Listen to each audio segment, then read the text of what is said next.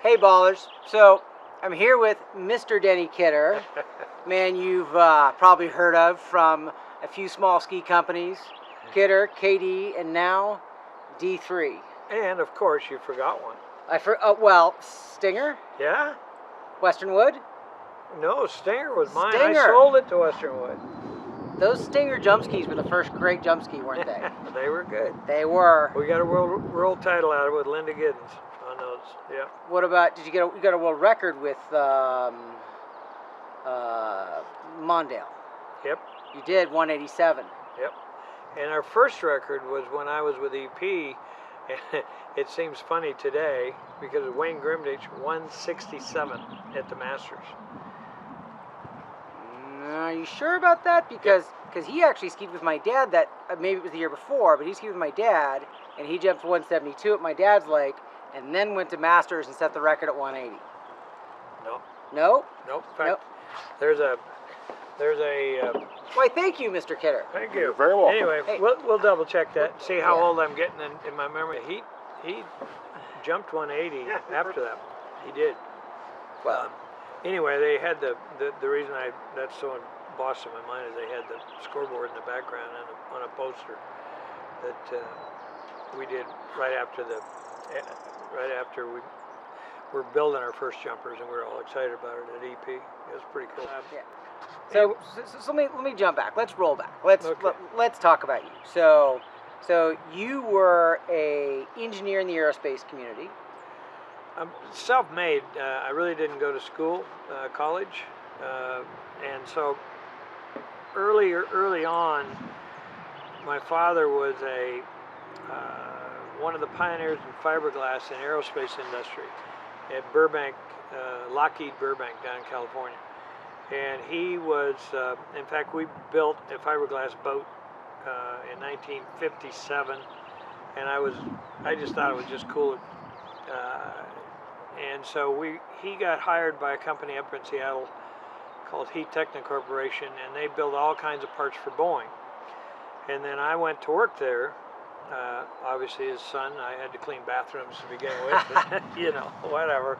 And then we landed a whole bunch of big contracts, and so from then till today, I've done nothing but composite work, and that's how I ended up getting into the water ski business, because I then was managing a company called Hitco, which was a competitor to Heat Techna, and Roger Teeter was one of my reps. And Roger came in and said, "Hey, we're thinking about building some fiberglass water skis, and we have just me and one other guy, and we need somebody to come in and actually do it." And I liked Roger. I still do. He's a great guy. And he... Wait, you've talked to him in the last 10 years? Yeah. Okay. Yeah. Sorry, go ahead. Don't mean to interrupt. But he convinced me to... and I wasn't real hip on the corporate world anyway. I'm not a good corporate world player. I'm kind of like, where I'm going. You don't like it, tough, I'm going anyway. And that doesn't work in a corporate world. So anyway, I went out to Redmond, and we were building skis, trying to build skis, and developed a trick ski that worked real well.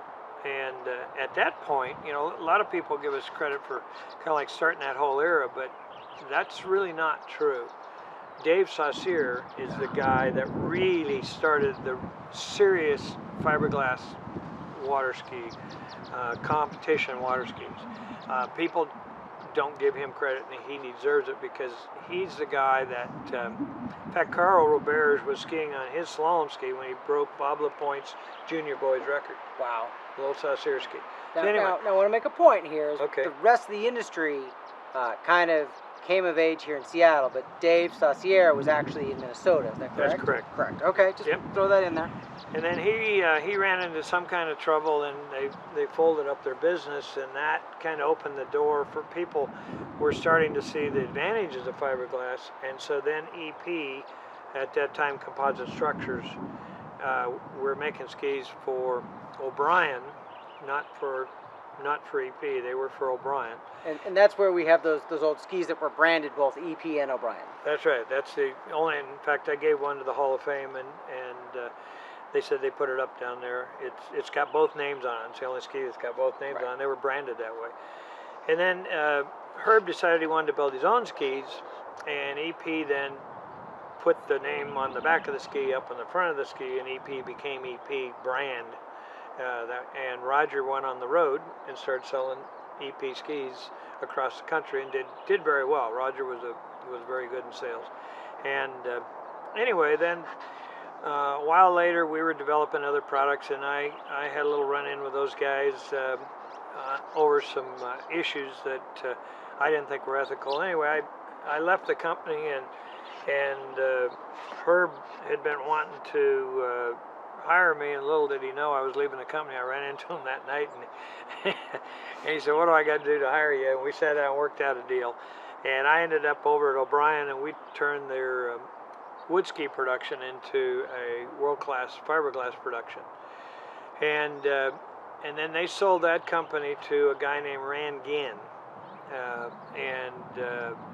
So O'Brien was owned by Rand Ginn, and he's a guy, he's a warehouser, I believe,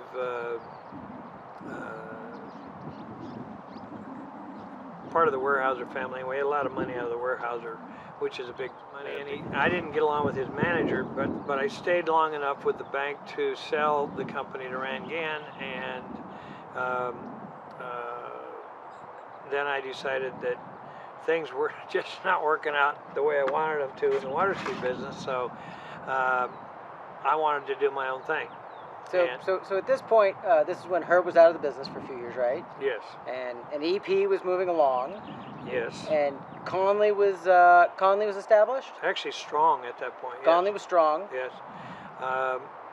And so I had to make some decisions whether to go back into the aerospace business, which I really didn't want to do because, like I say, because the corporate world is not my bag. And I decided, hell, I want to do it myself.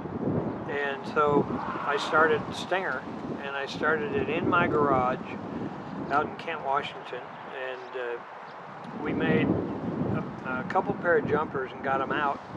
I think Mike Siderhout tried a pair and just said, wow, these are unbelievable. And anyway,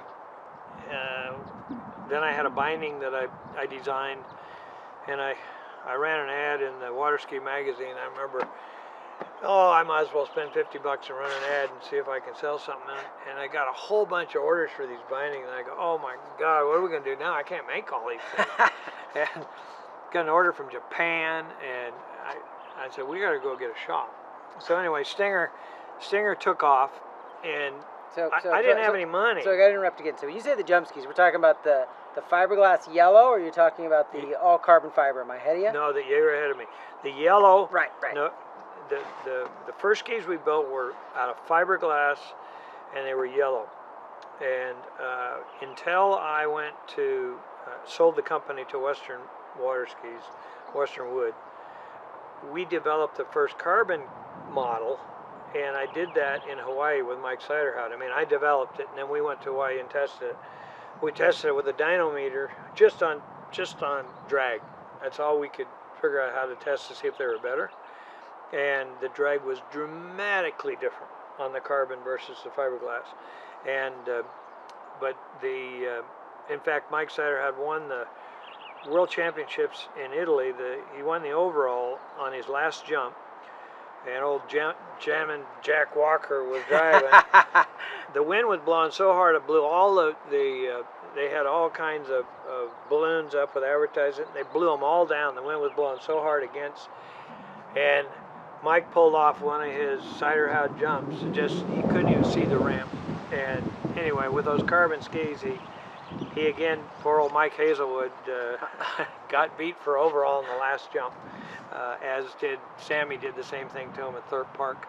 But anyway, yeah, that I got going at Stinger, and it really took off, and I didn't have enough money to run it as fast as it was growing.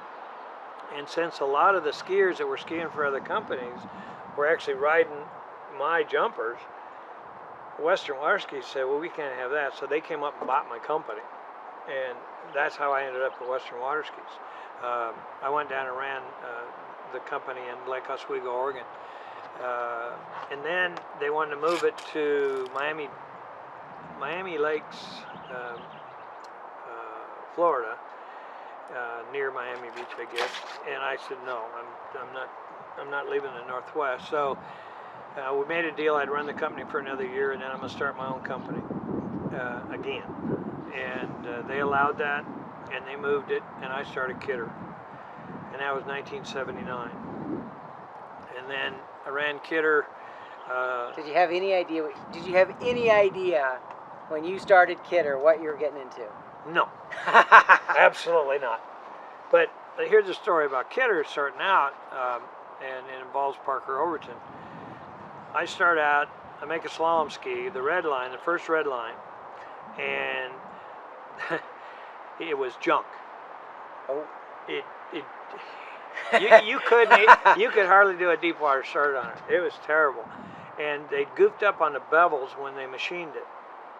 So what we had to do was we had to actually hand scrape these tools. We took files and had them machined to the shape of the right bevel, and we got in the molds and hand scraped. In fact, Mike Siderod came up and helped me scrape these into the tools because he'd left Western and I was skiing with Kidder. And so he came up because your hands were just bloody and tired. You scraped in the bevel. We finally got the bevels right, and then it was awesome. And, it was worth all that. I went down to the plant at 4 o'clock in the morning. I had 250 skis, and I needed the money. We didn't have any money. And I said, you know what? We're never going to have a business if I let these skis out because they're horrible. And before we got them finally tested, we'd made 250 of them.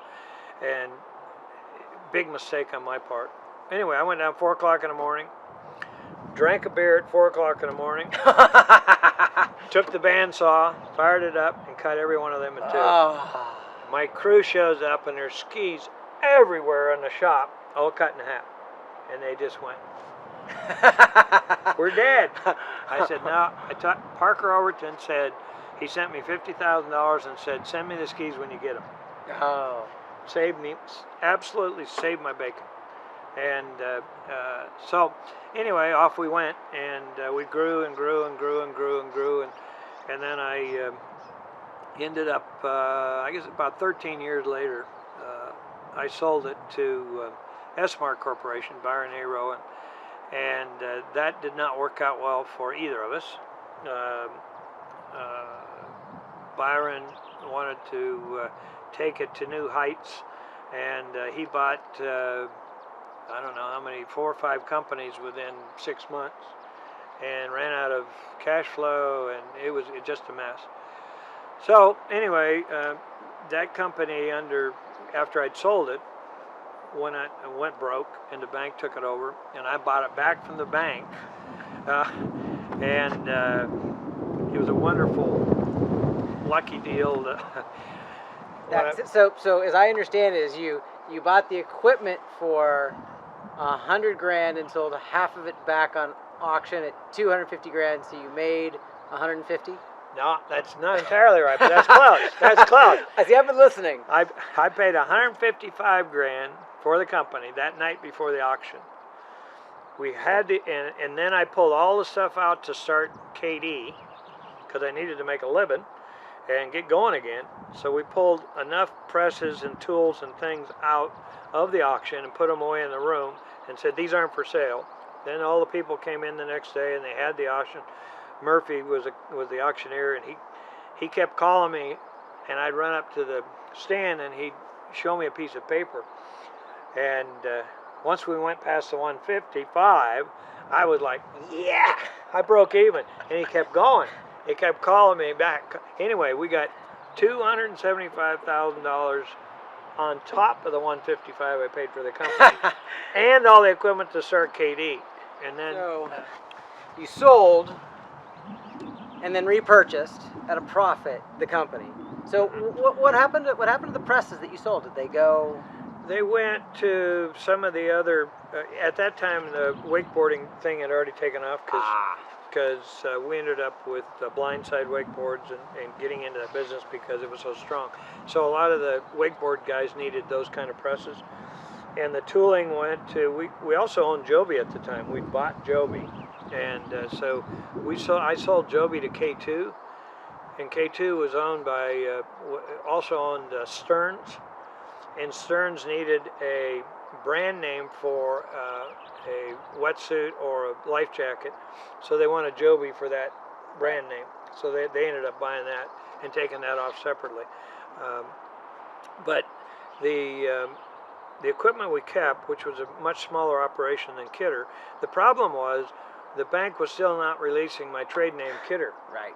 That's why I had to go with KD, and I ended up winning that and getting my name back, getting Kidder back. I ended up selling the rights to the soft goods and the hard goods to Archer? No. Oh, you're talking of not Sexton. Yes. Ah! Yes. Hold on, Tommy. If you see this video, Denny and I still love you. Yeah, We do. And your country music is awesome. Anyway, his dad was kind of running that show. It was a very uncomfortable position for Tom and myself, seeing what was going on with after I'd sold it to them, and I'd sold them actually the company itself. Well, now you sold them KD. I sold them KD, but here's how that happened. But I first sold KD to two individuals, and that are not in the ski industry. Oh. Okay, they ended up running it for a year and a half and failing. They sold it, but I still held the name, the trademarks, this time in trust. You're not getting, unless I get my money, you're not getting the trademark. So I ended up selling the Kidder trademarks to Tom, and they sold the company to Tom. KD. KD. But KD was successful under your stewardship for a number of years, wasn't it? Yeah, I never. This is the honest to God truth. I never lost money. No, that's not what I asked. But I mean, Yes. the company was. I mean, the Yeah, company growing and right for years. I mean, you developed the CR7 was Yes. Your trick ski then was, and to me it's still kind of probably the pattern for the trick skis today, if not the Kidders before them. But and those jump skis were Carl dominated on those skis, right? yes, it was extremely good, and we were growing at a nice safe pace, and everything was going along. People, I've read blogs about me. I've read blogs about me too. They're never good. No, they're not fun at all. But they say that, oh boy, Kidder knows just when to sell a company. What they don't know is who buys the company and what they do with it. Right. And that was very very tough for me to watch. Anyway, after I received that money, which got my money that I didn't get back from the S-Mark deal with Byron and those guys, I got my money back out of KD, which was enough money to come over here to this side of the mountains and live on a ranch. And I knew I wanted to build a better ski, and I just was itching to do it. So I was going to we were going to do it in the garage here in the barn, and I finally said, no, I don't want it here at home. So we rented one of those bays you were in today, and that was the company. And then we built a pretty good ski. And one of the things, I got, Water Ski Magazine wrote me up saying the Red Line was a ski of the 80s. Yep. And the CR7 was the ski of the 90s. Yep. And so I said, I want to come back and do something that's small but very, very, very good quality. What's happened over the time with the companies that I sold and where they ended up and how they're being marketed bothered me. And I wanted, the biggest reason that I got back into it, at the same time all this was going on, the bigger companies, because of wakeboarding, were getting out of the trick business, the jump business, the through event business, basically. And so I thought, somebody has to support the 3 event skiers, because if you want the youth to keep coming into our sport, you got to support the whole package. And so I saw an opportunity there to come in and help and start another business. And that's why it's D3. People keep saying D3 is my 3rd company. That's not true, because I've had 4. It's 3 events. It was the reason for the 3. And so off we went, and we were So let's talk about that first ski. Was it Custom X? X5. X5. That was very successful. We were going against a market that there was 2 markets at the time. You had heavy skis and you had good. Yep. Okay, so our first skis were lighter than the heavy skis, but not as light as goods. Polyurethane or PVC core? It was a PVC polyurethane core, but a light polyurethane Right. core. Okay, I was able to get the weight down in half, but they still weren't as competitive at the very high end of the market. And so we researched the method. Nobody had made a lightweight wet wrap ski. Dave Good made a and still does, a very good pre-preg carbon ski, but wet wrap was not being done with the light and getting it down to the same weight as the pre-preg ski. So we researched and worked on that, and finally got there. And the trick skis at the time, there wasn't almost anybody in the trick ski business. That's not the case today. No, I mean, no, they saw your success. The problem is the pie is so little. I know. It's just kind of it's to have as many people in it is it's good for the skiers, because innovations are going to start happening. We're working on some new stuff, and the other guys are working on stuff, and that'll be real good for the skiers. So it's a good thing overall. So go back to the slalom ski. So X5 was super successful. Yes. In fact, probably to your chagrin, there are still some pretty elite 34 mile-an-hour skiers who still kind of have a stockpile of X5s and think it's the greatest thing ever. I agree. It's old school technology, I'm going to say. Yep. And they're hanging on to that and skiing well. However, a lot of those finally have converted and say, "Whoa, why did I wait so long?" So it's a mixed bag. There's certainly those out there that they got them in their closet and they'll buy them online, and you know. Well, Larson is stubborn. I didn't say that. Well, maybe I did. And we're not even going to talk about Tynan. Scotty. Yeah. No, but it's okay. You know, everybody has a niche, and if they feel real comfortable there and they don't want to move out of it, they don't want to move out of it. However, the industry has moved out of it. Yeah. And if you're going to do and compete at the level, if you're going to be running into 41 consistently or running 41, you better be on new gear. All right, so Denny, shifting gears a little bit. As you've gone through your models of skis, we've kind of seen evolutions, and we kind of went from, I don't know if it's straight X5 to X7, and then you're making improvements and this feedback, and eventually you end up at a ski like Quest, which is currently the world record holder ski. How does that evolution really happen? Well, it happens from feedback. Basically, every time we build a model, we don't do everything right, that's for sure. So once the model's out there long enough and you get enough feedback from enough sources that it has this flaw, or it could be better if it just did a little more of this, then you start working on that.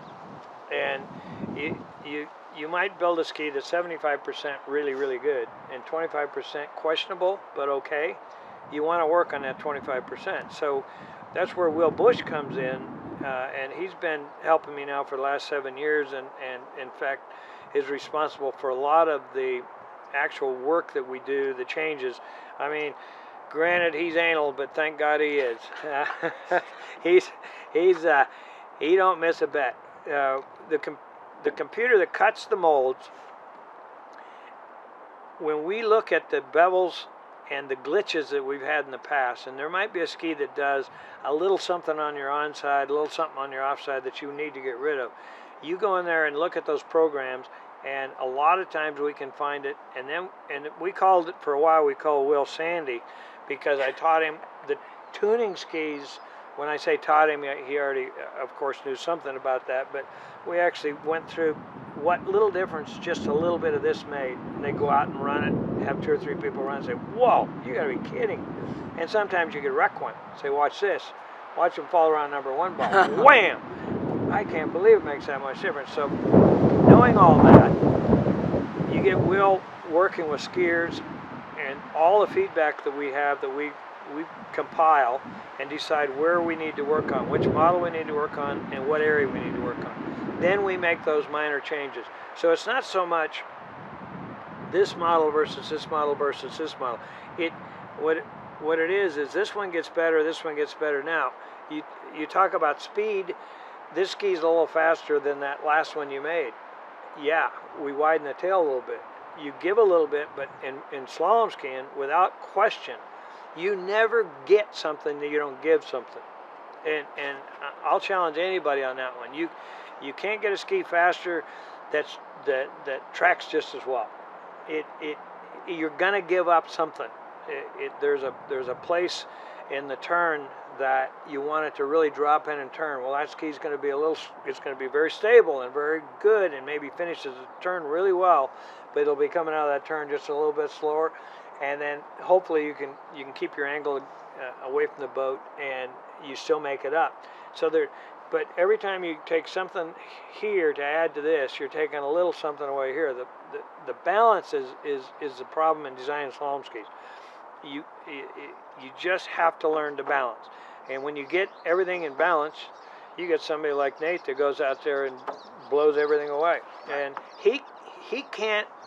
Anybody that says he can do that on any ski is just BS. You can put him on 2 or 3 other skis, and yeah, he can run up into 41, but you're not going to see Nate Smith do what he does unless he's on at least a type of ski. I'm not saying there's not another one out there he can't do it on. I'd never say that, because there's always somebody better coming.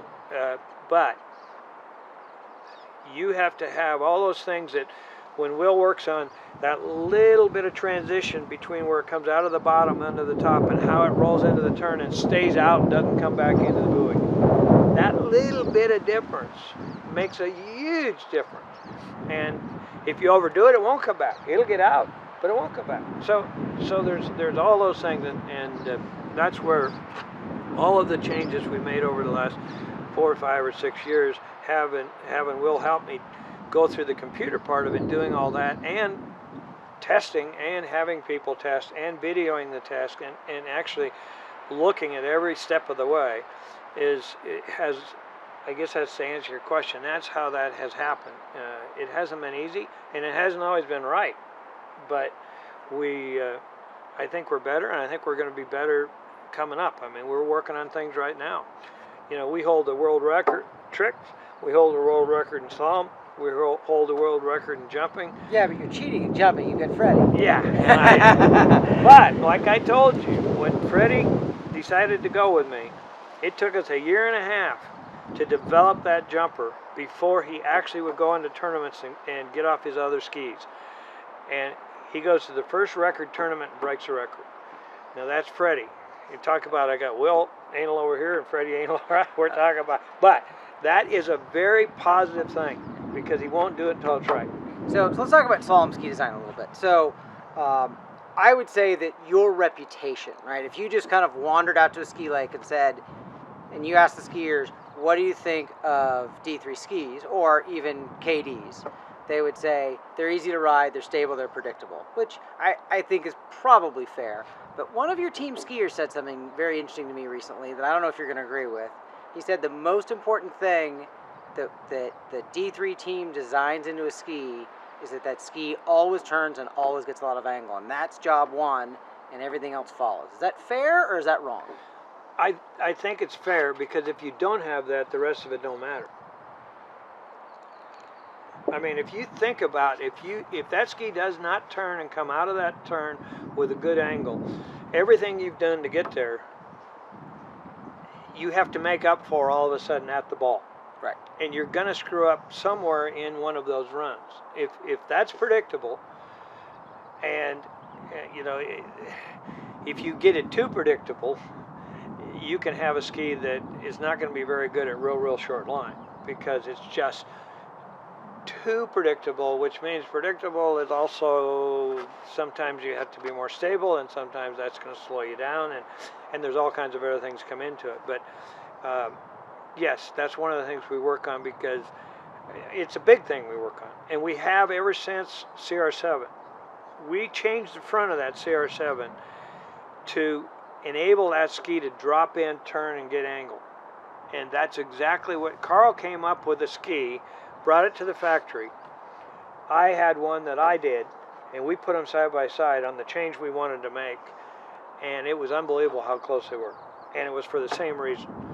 And we ended up splitting the difference, or trying this and trying that, and ended up coming out with a CR7 first crack. We knew where we were, we knew what the bevels were, and that was back in the days when the CNC machines that we were using then would not do the whole ski. It would machine the whole ski, but it was not like Pro E that'll go down and touch up all the corners and bevels and 5-axis corners and all of the things that it will do today. Back then, it would drop down straight and machine this way everywhere it went. So when it got to the transitions in the back, we actually physically I still have a scraper up in the barn that we scraped in those back corners with by hand, every single solitary mold. And actually, to the benefit of us, the company that had been doing that for years, for us and back then HO, suggested that I go to another guy that has Pro E, that has a machine shop and programming, and that's who we're with today. But it took probably 5 years to where we were really comfortable with the way he programmed and what we thought, and we bought a Pro E program ourselves, and Will has it, and Will double checks his program, overlays them to make sure exactly what we're going to get is what we get. But anyway, that's it. So Denny, last year there was significant changes to the Quest. I don't believe to the shape, but to the layup.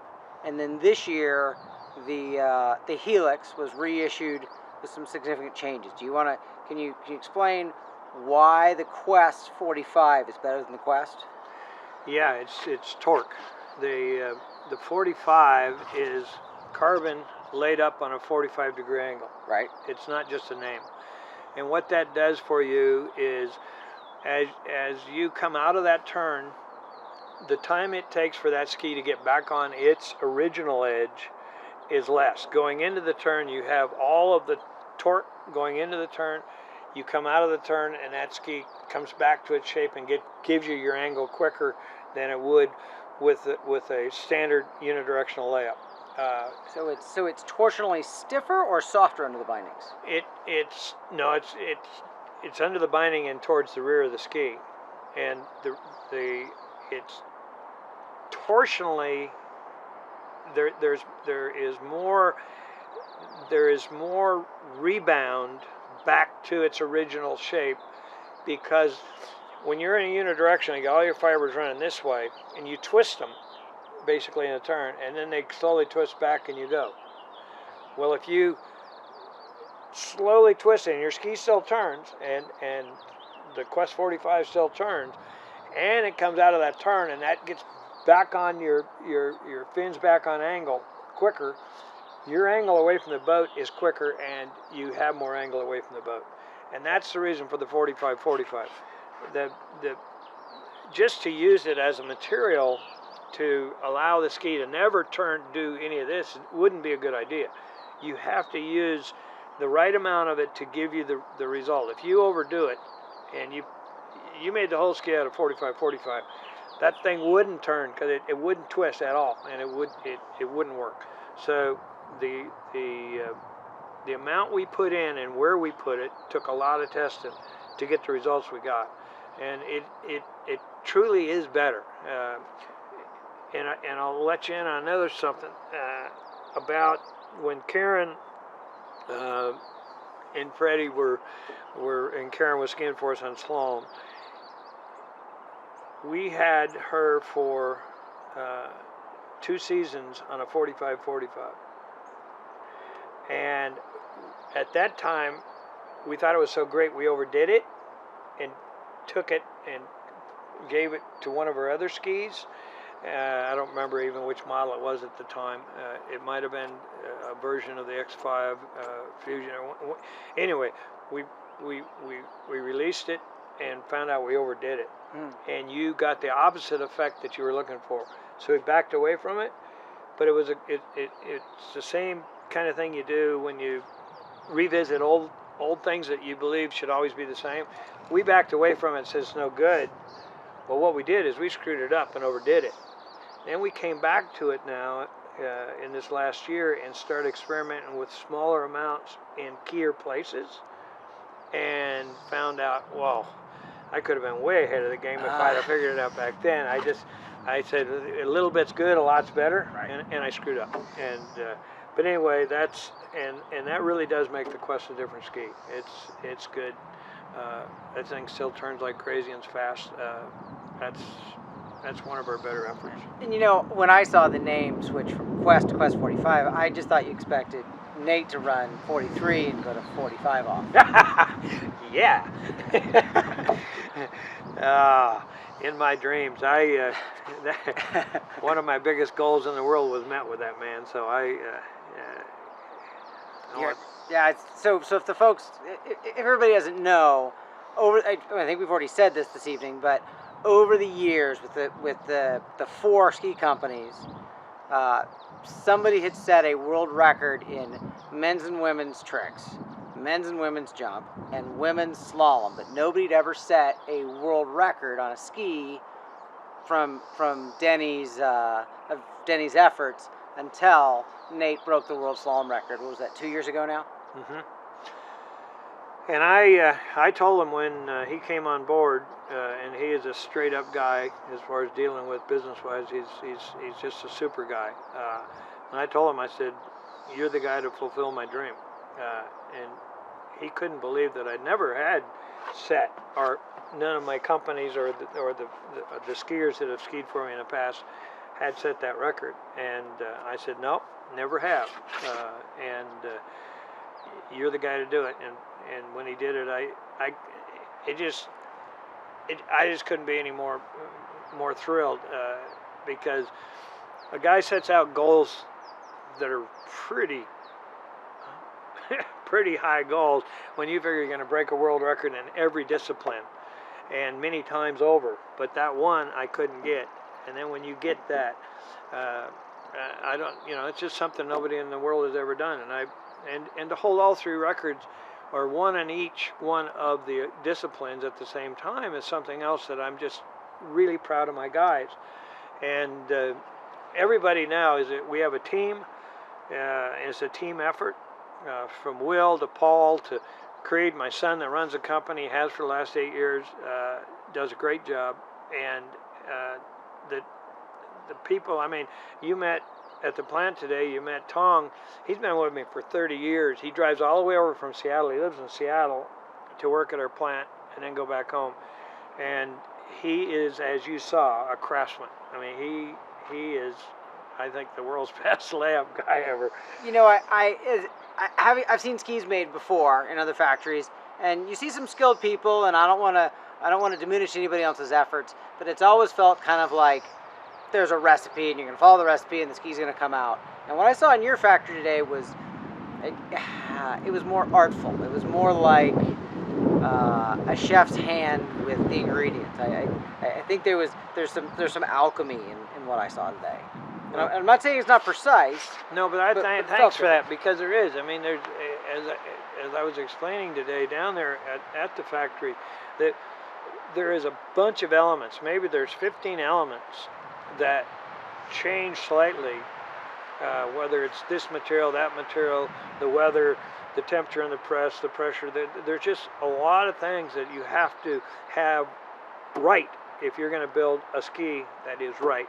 And I think we have a reputation for building skis as close to the same as anybody in the industry. And that is because we follow all of those things very closely. We absolutely monitor, as you saw on paper, every ski that goes through that shop has a complete chronological history on when it was molded, what the temperature of the mold was, what the layup was, everything about the ski. And then when it's done, it's obviously tested many ways and recorded. So to be clear, there's stacks of notebooks, and you would swear whoever filled these out is completely obsessive compulsive. Yeah. I mean, there's a stack of notebooks with exact notes. You test right out of the mold, and 24 hours later. Is that correct? Yes. And that's flex and rocker and flat spot and flex, rocker, flat spot. And also we don't just do the flat spot, but we also do the grade out the back. That's where that 1/4 inch comes in, where we're seeing what the incline. You can have a flat spot right and rocker right. You can have a ski that's shaped like that. You want your skis to be the shape of the rocker that you want them to be, and that means that point has to hit. But we go back. If we have a problem, we can go back to those notes and sit down and go over and look at the past and know what we need to be doing to correct the problem.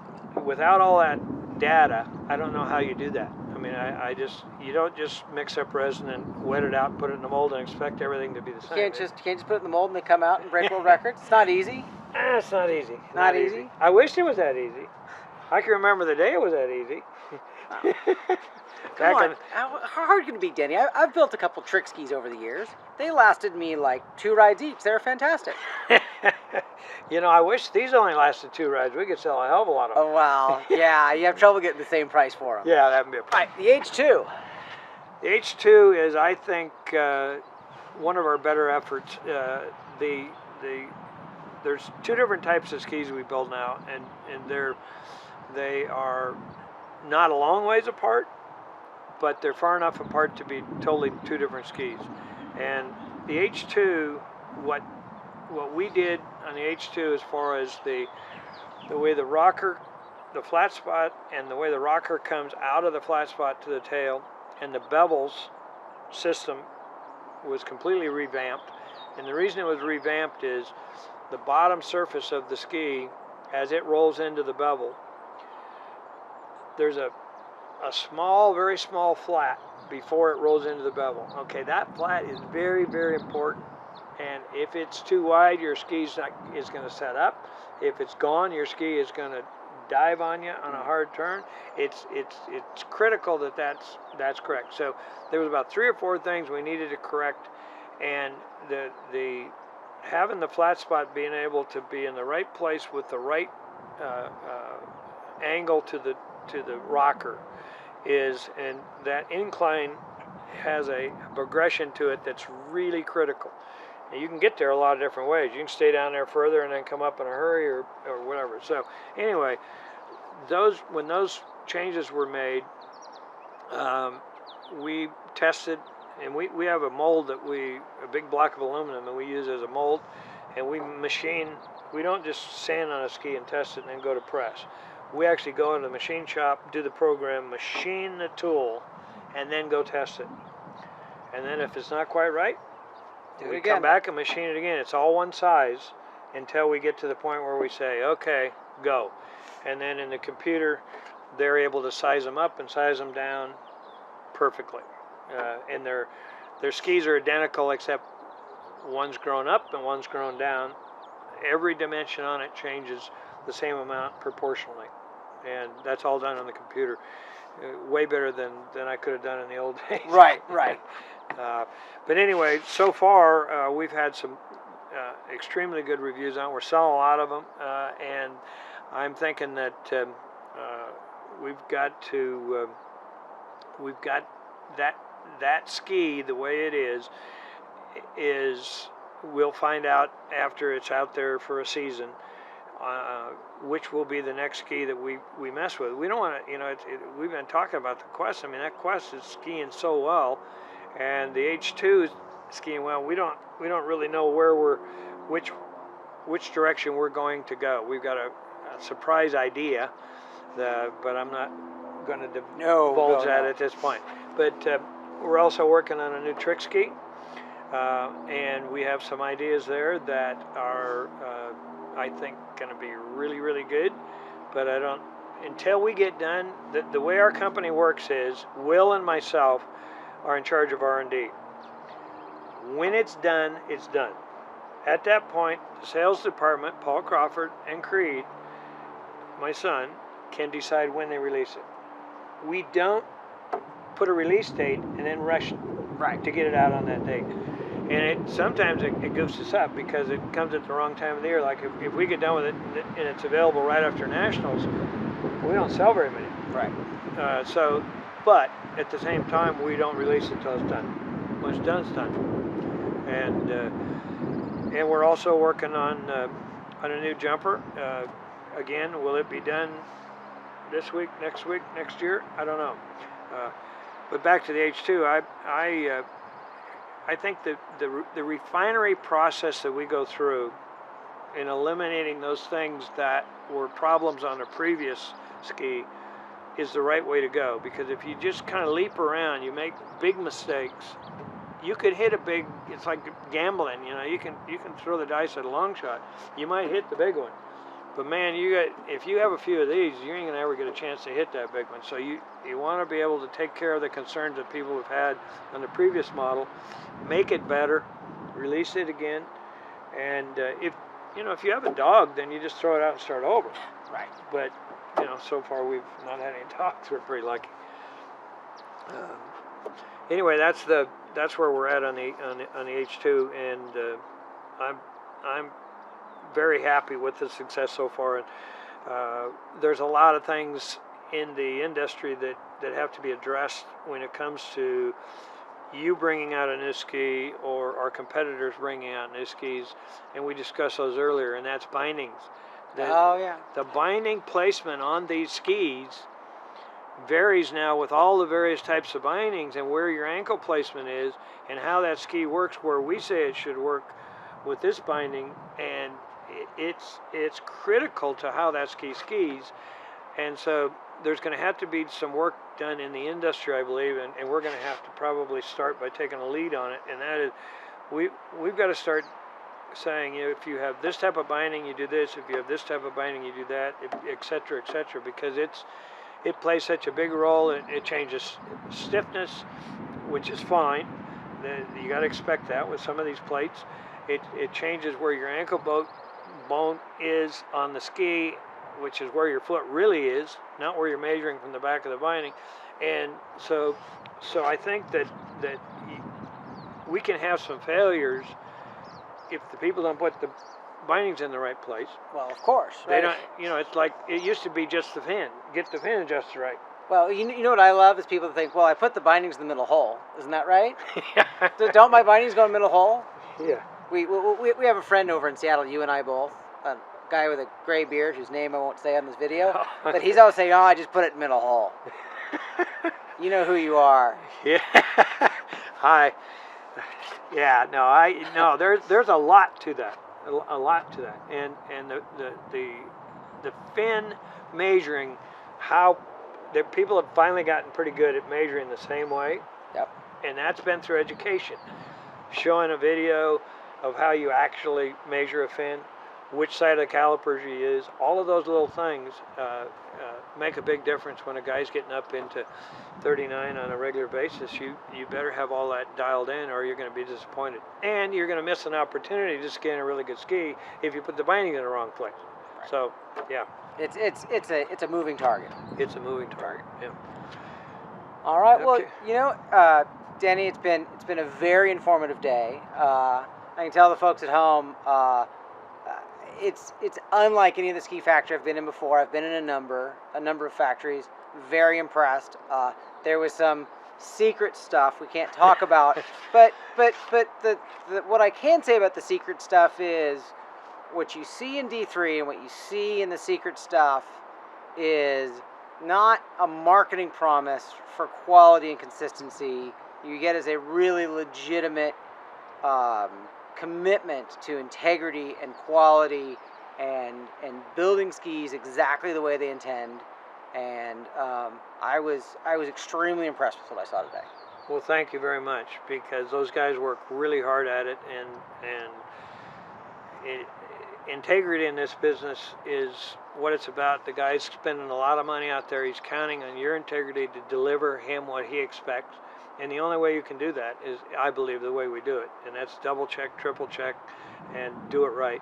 And make that first. And then you go on with your business from there. So, well, thank you for that. The ski business is a blast. I mean, you know, I'm the old guy, the old geezer, whatever they want to call me, whatever. But I'm going to tell you what, I'm still having fun. And it's being able to be still part of something where we're still designing skis and breaking world records. You can live your whole life out there and never do that once.